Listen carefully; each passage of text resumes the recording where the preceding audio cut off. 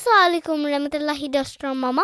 وعلیکم السلام ورحمۃ اللہ دوست اور Shah Nawaz. Welcome to our channel Be Shah. Today we are going to be reading you a story from واقعات شیریں.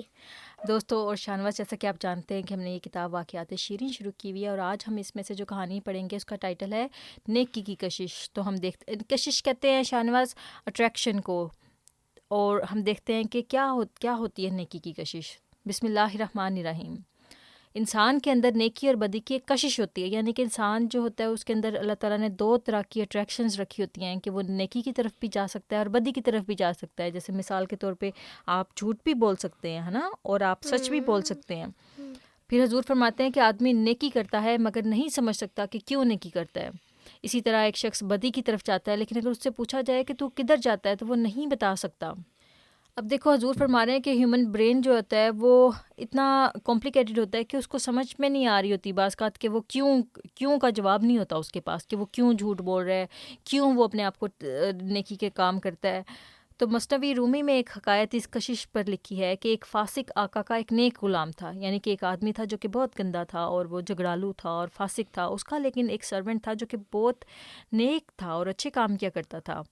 صبح کو جو مالک نوکر کو لے کر بازار سودا خریدنے کو نکلا تو راستے میں اذان کی آواز سن کر نوکر کو اجازت لے کر مسجد میں نماز کو گیا، اور وہاں جو اسے ذوق اور لذت پیدا ہوا تو بعد نماز ذکر میں مشغول ہو گیا.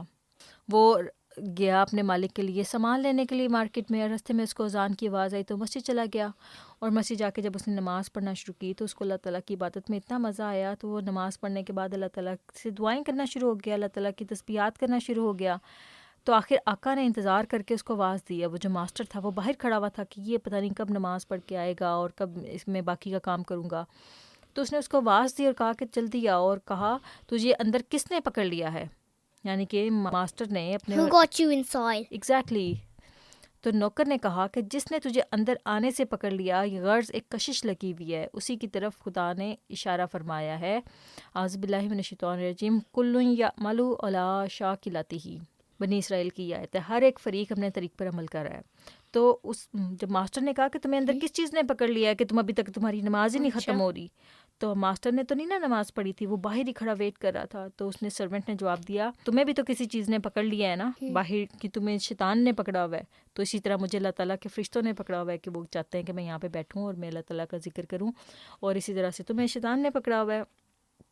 تو حضور کے کہنے کا مقصد ہے یہاں پر کہ ہر ایک چیز میں ایک پل ہوتا ہے، کشش ہوتی ہے، کھچاؤ ہوتا ہے. نیکی میں بھی ایک کھچاؤ ہوتا ہے. جب انسان کرنا شروع ہوتا ہے اس کو اللہ تعالیٰ کی خاطر تو اس میں اس کو لذت آنا شروع ہو جاتی ہے. اسی طرح سے جب کوئی برائی کا کام کرنا شروع ہوتا ہے تو شیطان مزید سے مزید اس میں لذت پیدا کرنا شروع ہو جاتا ہے. Yeah, the monster did a bad thing and the servant did a good thing. So the servant was getting pulled by Allah and the master was getting pulled by devil. Exactly. تو حضور اسی پل کے بارے میں بتا رہے ہیں کہ ایک پل ہوتا ہے دونوں چیزوں میں، اور اس کو ہمیں سمجھنا چاہیے. اور اگر کبھی ڈیول ہمیں اپنی طرف پل کرنے کی کوشش کرے تو ہمیں اللہ تعالیٰ سے دعا کرنی چاہیے کہ اللہ میاں، اور avoid کرنا ہے، اللہ تعالیٰ سے مدد مانگنی ہے کہ اللہ میاں مجھے ڈیول اپنی طرف کھینچ رہا ہے، تو مجھے پکڑ لے. تو پھر اللہ تعالیٰ اپنے بندے کی حفاظت کرتا ہے اور اپنی طرف اس کے اینجلز، اللہ تعالیٰ کے اینجلز پھر پکڑ کے بیٹھ جاتے ہیں بندے کو، پھر اللہ تعالیٰ پروٹیکٹ کرتا ہے.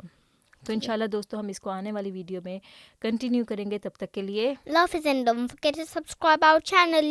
اب دل کے بام و در پہ دیے جلتے جائیں گے، اب دل کے بام و در پہ دیے جلتے جائیں گے.